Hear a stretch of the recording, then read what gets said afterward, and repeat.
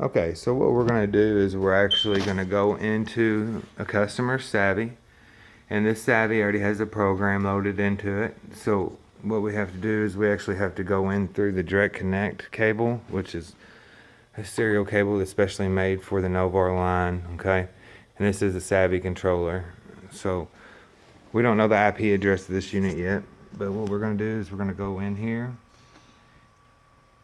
You go into ESS32 config and you open that up, and it'll actually bring up this option right here for you. Now with that, we're going to pick COM1 because this is the laptop that has a serial port on it, so we don't have to have like an adapter or anything like that.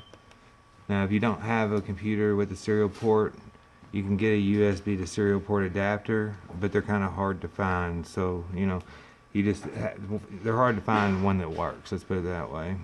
But okay, so we're going to go ahead and make sure that it's on 9600.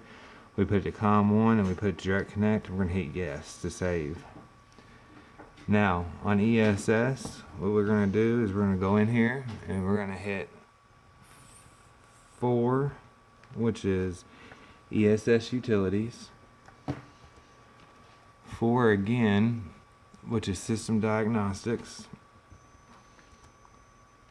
And then we're going to go 17, which is unit EEPROM configuration.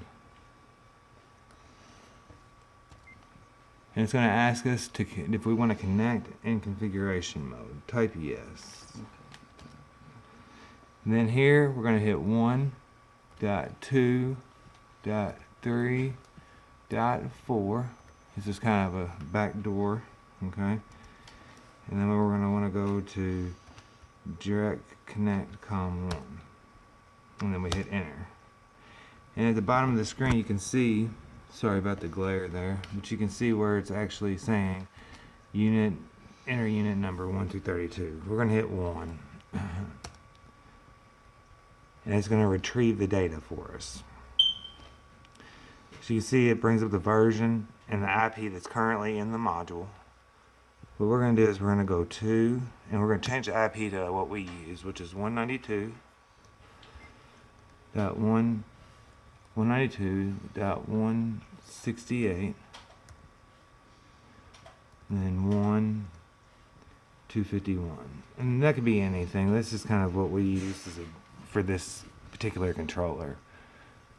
Now, we also got to make sure that our unit subnet mask is correct, and it's 255, 255, 252. We're going to use 255, 255, 255 because that's the way our configuration on our computer is set up. So we hit 3 and we can arrow over to change it. 255. Hit enter.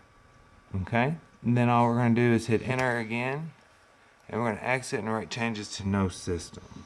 This is because we're not writing it to our computer program. This may be different if you're actually writing it to a database that you're planning on keeping. If you want to change your IP, this is how you do it and make it stay on there. So that'll be in a different video. So that's sending the data to the controller. And then what we're going to do is we're going to actually kill the download that's currently in the program. The way you do that is you go into 2, from the main screen of ESS32 you hit 2, which is system format. You pick your controller that you're wanting to use, which we're going to do 15. Okay, and then you go to download, just like you're going to load the controller, except you go to version download. Then you hit control, hold control in, okay, I'm holding control in, and then I hit enter. And while you have control held in and you hit enter, it asks you if you want to kill version download. Press Y for yes, and it says you can't with the driver. Okay, and what I did, I forgot to switch it back. Okay, so what we're going to do, we're going to actually have to go in here and switch this back to Ethernet now, okay? Because we're actually still on the direct connect cable. So we're going to switch that back to Ethernet. Hit enter. It's going to ask us if we want to try again. Hit no.